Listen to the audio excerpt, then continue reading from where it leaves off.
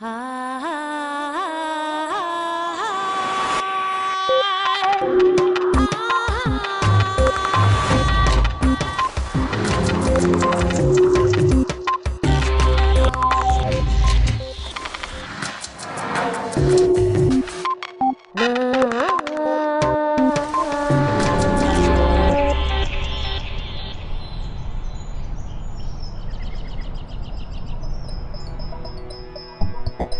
sabemos que los circuitos electroquímicos que configuran nuestra mente no son inmutables.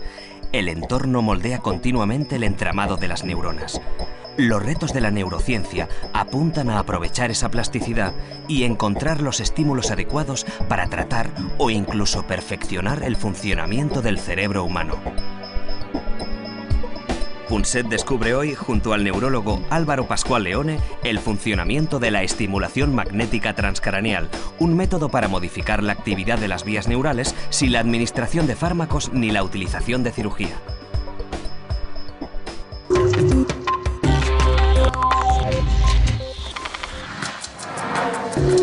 Como prueba de que probablemente es verdad lo que dice el premio Nobel de Medicina Kandel, que este siglo XXI será el siglo de la ciencia de la mente, de la misma manera que el siglo pasado fue probablemente el siglo del genoma, de la genética.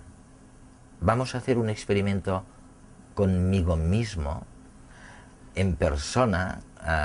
Tengo un poco de miedo y tengo la suerte de que a mi lado está el promotor genial de esta idea de aprovechar la plasticidad enorme del cerebro mediante, bueno, interacciones que él llama, Álvaro Pascual Leone, no invasivas. No invasivas. Esperemos. No invasivas porque no tienes que abrir la piel, no tienes que abrir el cráneo, no requiere cirugía, simplemente es una forma precisa y controlada de modificar el patrón de descarga de las neuronas en una parte concreta del cerebro.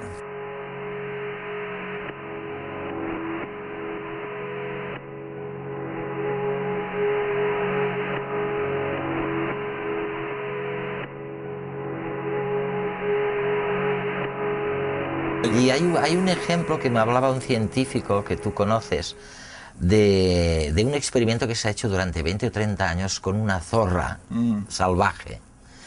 Y primero midieron la distancia a la que la zorra, cuando te acercas a ella, se aleja. Unas dejan que te acerques un poquito más, y otras, en cambio, empiezan a correr cuando estás relativamente lejos. Bueno, pues eligieron las que aguantaban más la presencia humana y estas las domesticaron. Y al cabo de 30 o 40 generaciones había cambiado el cerebro de la zorra. O sea que lo que tú me estás sugiriendo es que es posible cambiar el comportamiento de la zorra, en este caso del homínido, sin tener que esperar a 30 o 40 generaciones. Sí, exactamente eso. Esa es exactamente la idea. La idea es que nuestro comportamiento es consecuencia de cómo funciona nuestro cerebro, y nuestro cerebro, a la postre, es consecuencia de nuestro genoma. Entonces, el ejemplo que estás diciendo es la demostración de que cambios paulatinos en evolución en el genoma dan lugar a un cambio cerebral y a un cambio en el comportamiento. Pero eso dura años, generaciones y generaciones. De hecho, es algo muy poco adaptativo. Si esa fuera la única cosa que tenemos, nuestra vida, nuestra sociedad cambia infinitamente más rápido que generación a generación. Claro.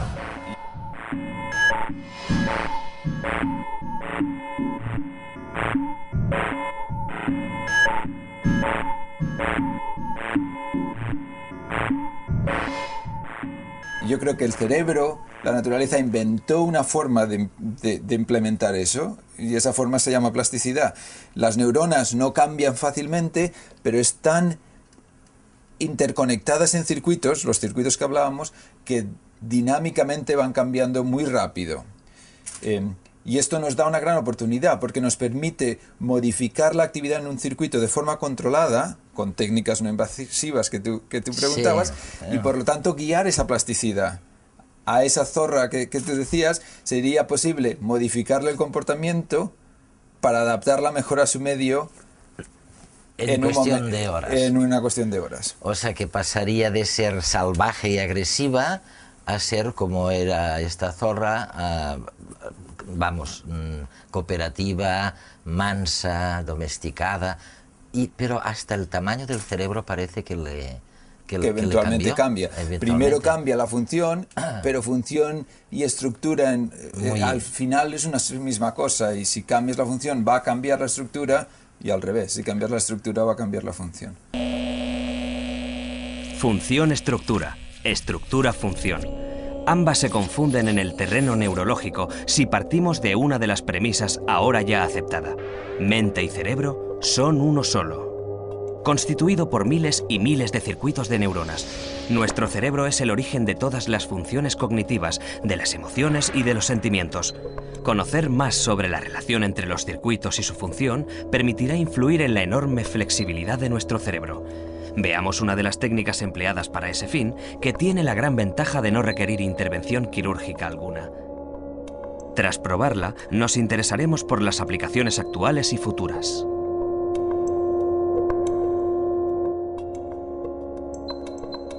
El experimento que vas a hacer conmigo, ¿qué vas a hacer? ¿Me vas a transformar en más salvaje? No, yo te voy a demostrar nada más el principio fundamental, la posibilidad de modificar la actividad de neuronas. Ah, sí. Entonces, te iba a mostrar cómo funciona, qué es lo que hacemos. Y luego podemos hablar de experimentos concretos o demostrar alguna aplicación. Muy bien. Pero la idea de estas técnicas es básicamente está basada en los principios de Faraday de 1830 y 38. Una de las técnicas, por ejemplo, es la estimulación magnética transcranial. Y en este caso, de lo que se trata es de colocar una bobina como esta. Aquí dentro de este plástico hay hilo de cobre en forma de 8. Sí. Y entonces pasamos una corriente muy rápidamente por esa bobina, y el paso de la corriente genera un campo magnético alrededor de la bobina, así como está mi mano. Que no se ve, pero que se debiera ver. Sí. Exacto, no se ve, pero se debería ver. Sí. Y generará, debido a la geometría de la bobina, generará una especie de cono que va haciéndose más focal, en un punto concreto, y más débil a medida que se aparta de la bobina. Con lo cual, si colocas algo cerca de esa bobina que puede conducir electricidad, entonces ese algo va a recoger el campo magnético y se va a inducir una corriente en ello. El algo que colocamos son tus neuronas. Entonces, para hacer eso, tu cerebro. Lo que hacemos es colocamos la bobina sobre tu cabeza, en el punto concreto, y dependiendo de dónde esté, va a penetrar por la piel, por el hueso, sin cambiar, porque el campo magnético penetra sin ser alterada por el hueso, pero cuando llega al cerebro, como el cerebro sí que puede conducir electricidad, ese cerebro recoge el campo magnético y se induce la corriente en él. La neurología está de moda.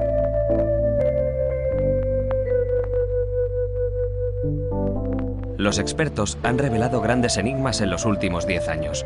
Hoy conocemos cada vez mejor el funcionamiento de nuestro cerebro. Sabemos que es plástico y que las neuronas también se pueden reproducir en cerebros adultos.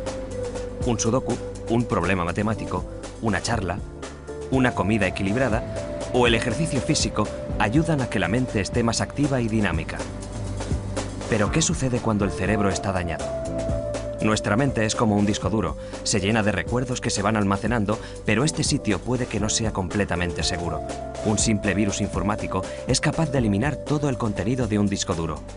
En el cerebro, este virus sería equivalente a un traumatismo o a la activación de un gen que deteriora la memoria.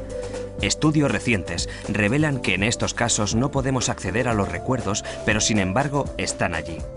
Un antivirus puede llegar a recuperar la memoria del disco duro y ahora, según nuevos hallazgos, una pastilla o un estímulo magnético podría hacer lo mismo en nuestro cerebro. Sin embargo, los avances no se quedan aquí. Una cosa es restaurar la memoria en individuos con alteraciones genéticas o estructurales y otra es aumentar la capacidad cognitiva en sujetos sanos. Algunos científicos ya han conseguido aumentar así la capacidad de aprendizaje en animales de laboratorio. Por ejemplo, han logrado que una simple mosca tenga una memoria 100 veces superior a lo habitual, o que unos ratones tarden pocos minutos en realizar un ejercicio que antes les llevaba días aprender. El siguiente paso ahora es probarlo en humanos para acabar con las enfermedades que afectan a la memoria y a la capacidad de aprendizaje. Pero el objetivo de los expertos no termina aquí. Algunos confían en que este solo sea el inicio de la revolución cognitiva. Apuntan ya a la idea de crear mentes a medida, incluso en personas sanas. Los neurocientíficos ya están avanzando una serie de tratamientos posibles en un futuro no muy lejano. ¿Cómo será la neurociencia del futuro? ¿Y en qué hemisferio me lo vas a poner esto? Pues te voy a estimular al lado izquierdo para que veas que se mueve tu mano derecha. Muy bien. Lo que pasa es que nosotros lo que queremos no es estimular un punto de tu cabeza, sino exactamente un punto de tu cerebro. Claro. Y para eso usamos una resonancia magnética.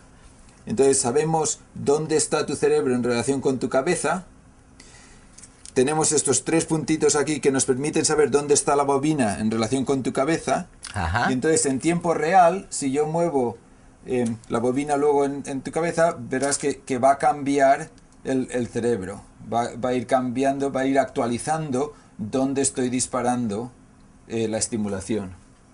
Entonces podemos decir, bueno, yo quiero estimular un punto concreto, ese punto concreto, y saber, basado en eso, cómo colocar la bobina para estimular.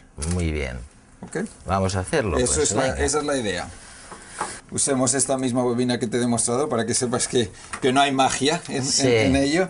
Esta es otra bobina distinta, hay distintas formas, distintos tamaños, etc.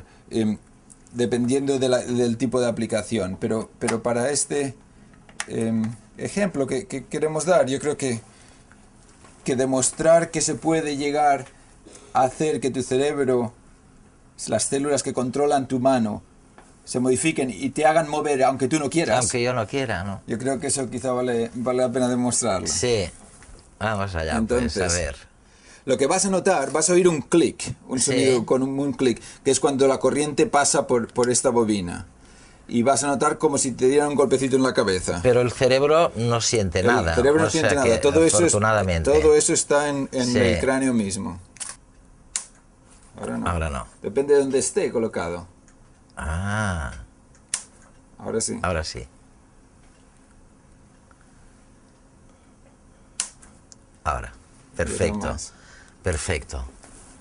¿Qué se nota? O sea... Pues mucho miedo. Pero eso es previo a la estimulación. Claro. Eso es previo a la estimulación.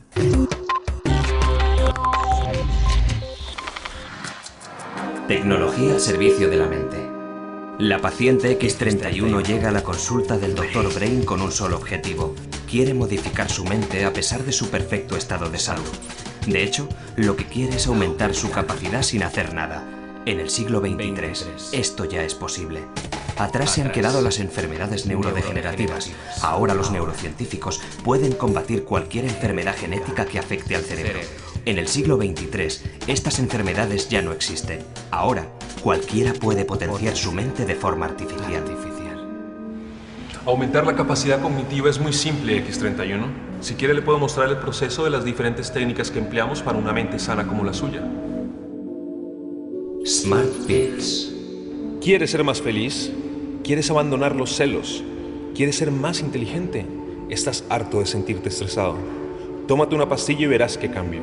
Hay píldoras para todo tipo de necesidades, para potenciar o inhibir las emociones y la realidad. Son los nuevos potenciadores de la cognición. Estas píldoras mejoran el rendimiento mental sin hacer ningún esfuerzo. Ciertamente ayudan a estudiar, a concentrarse mejor, a rendir durante más tiempo y de mejor forma. Y todo esto sin generar ningún tipo de adicción como pasaba.